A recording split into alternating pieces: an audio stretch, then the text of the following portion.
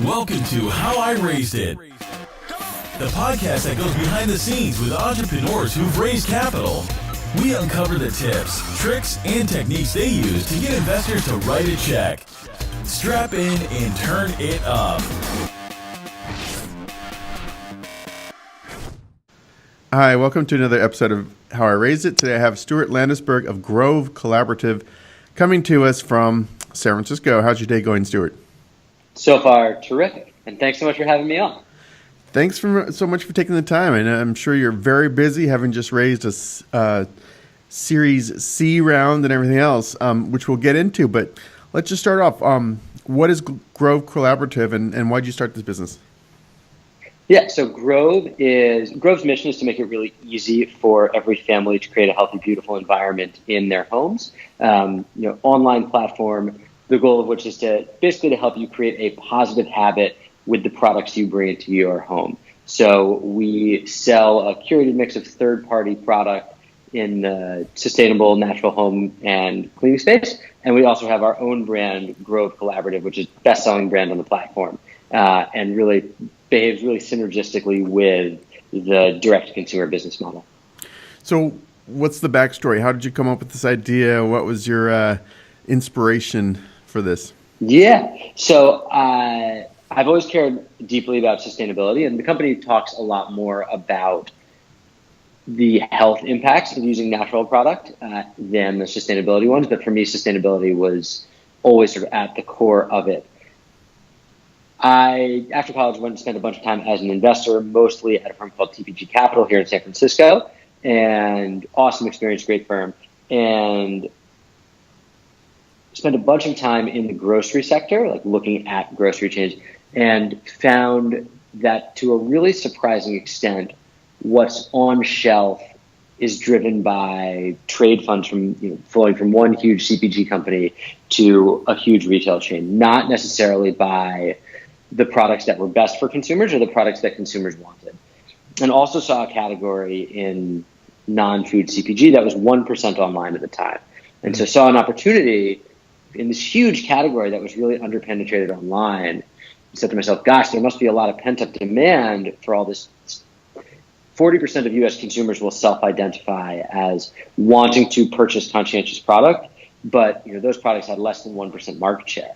And that was mostly because of distribution. So launched the platform really with the thesis that if you could make it simple for folks to shop their values, you could build a really big business and one with a really positive impact. So launched the company there, pretty much exclusively around third-party product. And as we've grown, because we don't sell our own brand anywhere except for our own site, we've seen some really awesome opportunities that are more challenging for companies that have to sell in an offline world.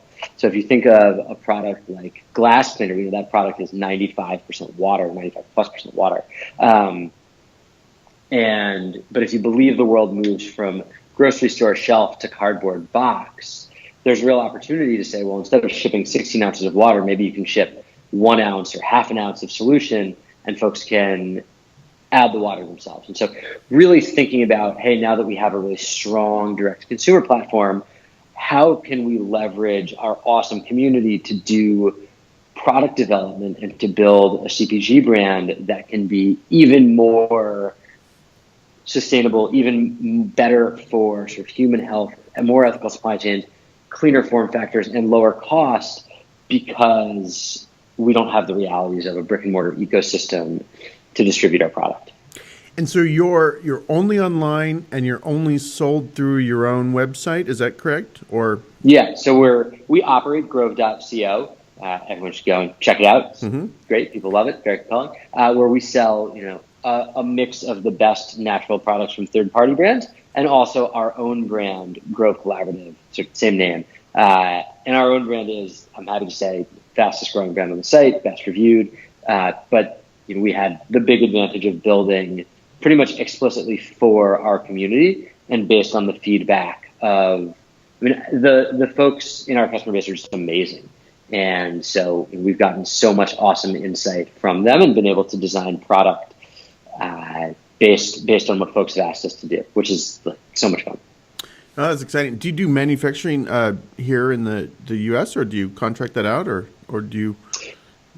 Yes, we don't own any of our own manufacturing. We do all of the formulations, design, all that stuff in-house. And our own brand, we refer to it as our flagship brand. It's not a private label. These are unique products that we put a lot of time, energy, expertise, and love into. And they are truly unique.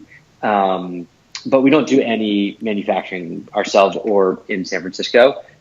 Everything that has an ingredient deck, so everything from sort of like candles to hand cream to hand sanitizer to all-purpose cleaner, all of those are made in the U.S.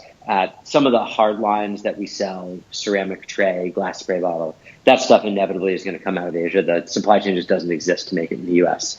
But we're really, really careful about which suppliers we use in Asia and have a really strong practice around life cycle assessments, full diligence, certification for any product that comes from anywhere, and we extend that all to all of our Asian manufacturing partners. Nice. What's your top seller right now? Best-selling SKU, and this has been true for the last 2 years, is our walnut scrubber sponge. It's an awesome product. If you've ever used a sponge, it's probably like blue and green or yellow and made of petroleum-based plastics, which is not the best thing to be putting on the thing you eat off of every day. And so ours is made of plant-based cellulose and recycled walnut shells. When you buy a walnut in the grocery store, you're actually just buying like the inside. The shell is really fibrous, and they recycle that and turn them into sponges. And gosh, we may do 200,000 sponge units this month. People like it. I like it. Good stuff. Awesome. And you guys are a B Corp, correct? I think I read that. Yeah, that's right. We have been pretty much since our founding. We're going to go deep into the fundraising, but does being a B Corp, it's great for your customers and brand, I'm sure. Did investors ever raise an eyebrow at being a B Corp? No. I think the thing that matters is investors back people, and they back missions and they want to see, especially at the early stage, that you care. And for us, this company is about improving the lives of families across the country, improving the sustainability of an industry that has a huge footprint. And for us, it was probably a positive, because to the extent that investors can see the authenticity of your mission, they like that. Authenticity matters. It matters for real. And, we do the B Corp stuff because I want to build a company, that is a positive force in the world. And I think that's important to our customers, but it's whether or not it was customer facing at all, we do it anyway, because that is our DNA, and culture matters. And that's something that's been important for us culturally. And so if anyone out there is thinking of it, do it. Because building a high quality company and a high integrity company, you will attract high integrity, high quality people as employees and high quality, high integrity people as customers. And it just makes the whole thing more rewarding and more fun. And just for a brief moment, maybe for anyone who's not familiar, can you define what it means to be a B Corp? Sure. So becoming a certified B Corp, you have to take a fairly rigorous assessment. It actually is a material commitment of both time and resource to do it and to make sure you hit all of the standards. But effectively, you declare that you are seeking, I want to say it's societal, environmental, and community well-being, not just profit. And you are evaluated on your company's environmental impact, commitment to fair wages, involvement in the community, all that stuff. So for us, we've donated hundreds of thousands of dollars to causes ranging from reforestation to Feeding America to breast cancer research. We carbon offset all our shipments. The products that we sell, 70+% of them are B Corps. Interesting. Our labor force, across the country, everyone receives a living wage or better. We have true open book management where every employee can see the full financials of the company, money for employee training, all this stuff. and I could go on, but you are evaluated on a bunch of factors, which basically say, are you running a business that can be a force for good in the world? And, that's obviously super core to our mission. And so it's something that we've been passionate about since day one. Okay, great. Okay, let's get into fundraising. I want to keep this moving along. So Sure. you started this in 2014 and raised an angel round, correct, to get this off the ground?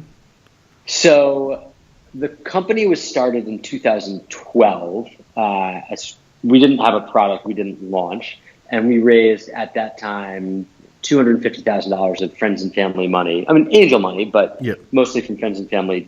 A not small portion of which came from me personally, and we used that to get through the first 6 months, and then raised another angel round that was like $400,000, and then we raised another angel round that was like $600,000 over the course of the first 18 months. We cobbled together about $1.9 million of angel money, a few $100,000 at a time, which was a challenging way to do it, but the only way that was available to us. And was this to build a website? I assume you didn't have your own private line at that point, or No, gosh, we had nothing. I'm non-technical. I started the company with a couple of buddies. We didn't have any full-time technical people at the company when we started, and we started the company with a PowerPoint prototype. Which literally I built a PowerPoint. I used to work in finance, so I'm good at building PowerPoints that looked like a website, and you could click through it and move around various slides. And we used a PowerPoint prototype and an Excel model to track user behavior and refine the product to a point where we knew that we had something that consumers liked at least a little bit. And you talk about scrappy. We were an internet company that had no software engineers for our first year. And we just did this rapid prototyping using PowerPoint and Excel, and showed that to investors, and we would walk people through a PowerPoint presentation, show them a schedule of what they were going to get delivered in Excel, go back to the office, print it out, laminate it. We had a 4x4 storage space, pack the boxes ourselves and ship them out. And we did, our first $10,000 of revenue with no website. It was a different time. I love these stories. Yeah, I love these type of stories where, peek behind the curtain and it's really a crazy mess, right? But the front facing looks good, and it's it's that great MVP approach. It's good. The front did not look good, okay, but it was a true MVP approach, and it was probably the hardest thing I've ever done professionally on an emotional level, right? Because the product you're putting out there was not one that I was proud of at the time, but it allowed us to do a lot of learning really quickly with limited resources. Cool. All right, so let's see. So about 1.9 million angel round. Any interesting, crazy stories there? Were you mostly tapping your TPG network and working that way? A little bit. I mean, I will say the best people to raise money from are people who've worked with you, because they know, right? They know if you are a high performer. They know if you're tenacious. I mean, they know, and those people should believe. They should know enough to believe in you or not. And so it was a little bit of that, but mostly professional angel investors. I think my favorite story is one of our largest sort of personal investors, and I won't share his name, but he's a fantastic guy, and is now in for reasonable amount of money. Was in for $250,000 to lead our angel round, which we thought would be not a couple $100,000 total. I thought we were going to go raise a big angel round and start doing really well. And he was in, and then something changed and he was out. And he called me and told me he was out, and I was so bummed. And it's look, can we just meet in person and talk about this? And we talked about it, and I went back and forth. And I was just look, what do I have to do to get you to take a $25,000 flyer? And he was like, oh my gosh. He's like, I never do this, but fine. And he actually said to me, he was like, I'm doing this on the condition that you give me first dibs to invest in the next company that you start. And he has since reinvested in the company 5 or 6 times since then. But yeah, that was. You turned a no into a multiple. That's good. I like that. It's hard to turn around a no, or someone that's kind of made up their mind to not invest. I had a few of those when we were raising money, and it's pretty crushing when someone, especially if someone comes in and says yes or is pretty interested, and then they change their mind. It makes you doubt, or at least it made me doubt. Right? Am I doing the right thing? Right? These are smart people, or are they? Do they know something I don't know? That's. Yeah. Managing your emotions is the single most important thing in fundraising. It's like that is my number one learning, is managing myself is the most important element. Yeah. Let's touch on that. I want to get to the other rounds, but let's touch on that for a minute. So when fundraising, you're putting your baby out there on the line, how do you do anything specific to manage your emotions throughout fundraising? Or you just talk yourself down from the ledge from time to time? Yeah. In the early days, I took it a lot more personally than I do now. I think in the early days, also, it's much more about the person and the concept than the numbers, right? Raising at a later stage the numbers can tell a lot of the story. And so the things that I try to remember, I remind myself that it only takes one yes. And when I look back now, the company's raised $62 million of equity, more when you can include debt. In our A round, we talked to 72 different firms. We probably got introduced to 200, and we got one term sheet. Our insiders would have kept the company alive, but we got one term sheet. I mean, all of those 72 no's or whatever it was, those were not an indication that the company was not going to succeed. They were just an indication that the firm wasn't a good fit for the company at that moment, whatever it was. Maybe Amazon was getting really positive headlines and people didn't see how we were differentiated, whatever it was. But it only took one yes. And, we brought on an awesome partner. The firm that gave us the term sheet was Bullpen Capital. Huge plug for early stage folks out there. Our early investors, Serious Change, NextView Ventures, Bullpen Capital, MHS Capital, are just awesome partners, every single one of them. But yeah, I just remind myself that it only takes one yes. And also, that every attempt is valuable, and like the meeting will go as well as it's going to go. If you put too much pressure on any one meeting, you're never going to make it through this. Yeah, that's good advice. All right, let's touch on the Series A a little more. So, introduced to perhaps 200 firms, met with 72, ended up with one term sheet, Bullpen, and then the other guys like MHS and Serious Change came in once Bullpen was in, or how did that work out?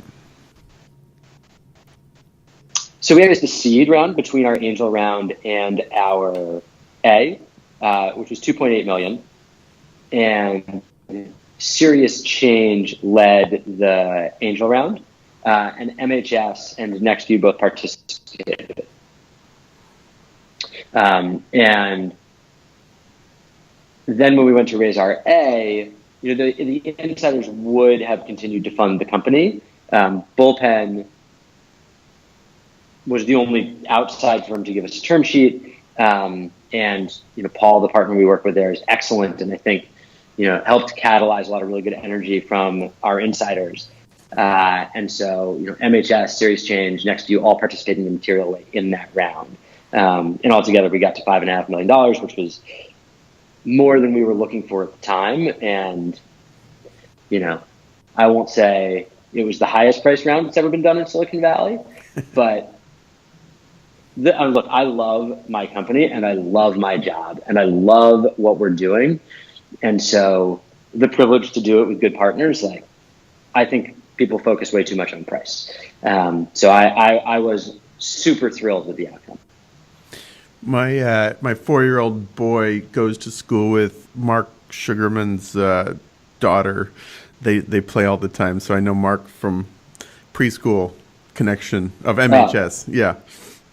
I mean, Mark is a board member, and I have the most superlative things to say about him as a partner. He is the smartest and most directly pro company person I've worked with, and has been a great supporter. Mark is awesome and a great guy.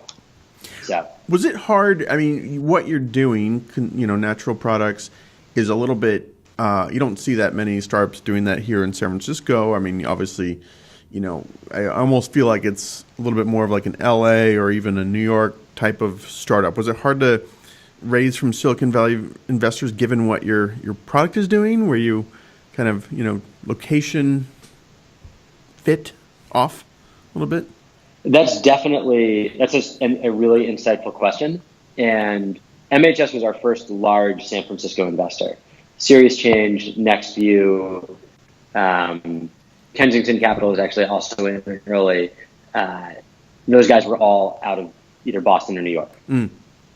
Gotcha. Okay, great. So interesting metrics on Series A. It sounds like it was not super easy, but you got it done. How about B and C? What can you share about raising the next couple rounds? And you just did the C round just a month ago, correct? Yep, that's right. What changed? What changed in your fundraising strategy or approach as you're scaling and growing, if anything? So the company was much better when we raised the B and the C. The company was better. The concept was better. We had made a lot of really good progress. And so, partners are important at the early stage because they need to believe in you even when your product is not that good. And, I talk about Mark and Lee and Paul and Josh and, John and Dan from Kennedy. Those are the larger early investors.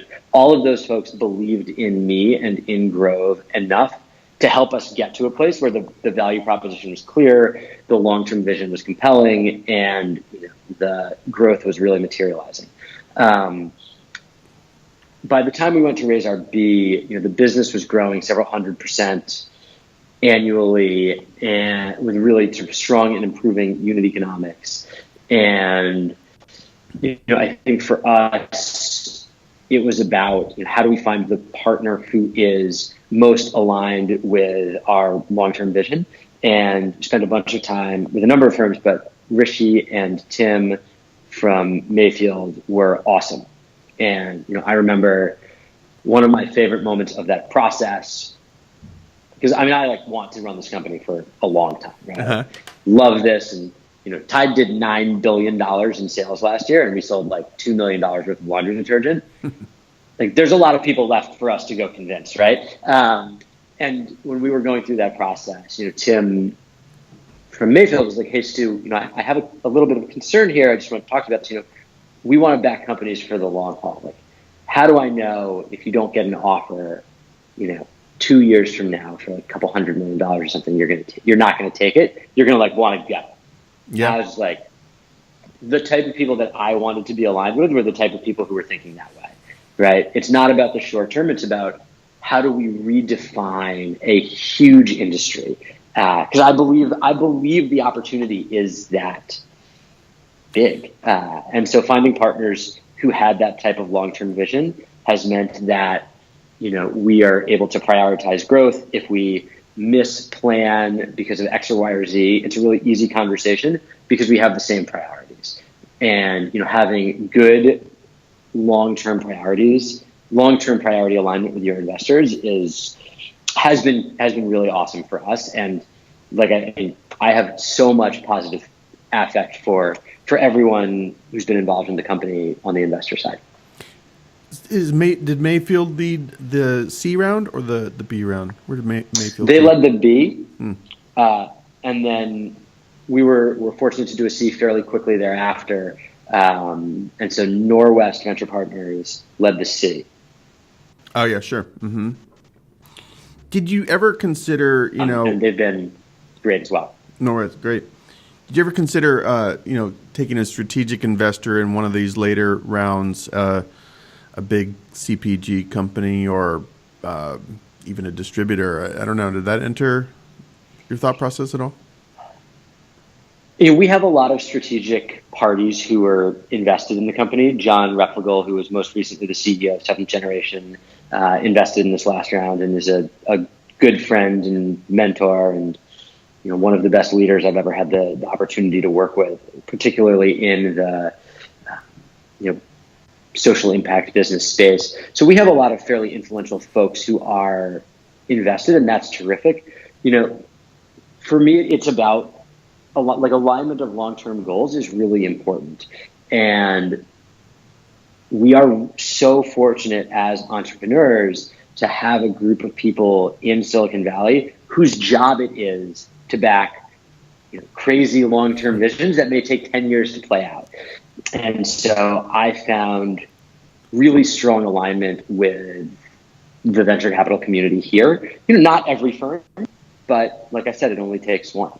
And so we have been lucky to have aligned partners in that way. And so we have some great influential individuals involved in the company, but and honestly some strategics involved in a small way. But Gotcha. From a leadership perspective,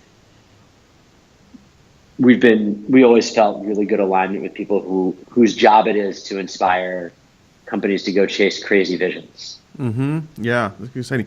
Let's touch on that. So you have I'm assuming a pretty stacked board, both formal board and advisory board. And you're coming from the finance world. How are you tapping your board, like the seventh generation guy? How are you leveraging, or any tips for, getting the most out of these advisors and board, especially since it's, you don't come from this industry specifically. Yeah. I would say two really concrete things. The first is, maybe three. The first is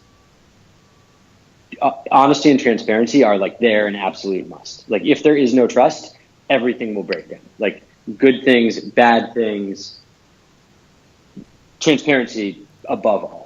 These people are your partners. They can fire you. They can fire you, but yes, they're your partners.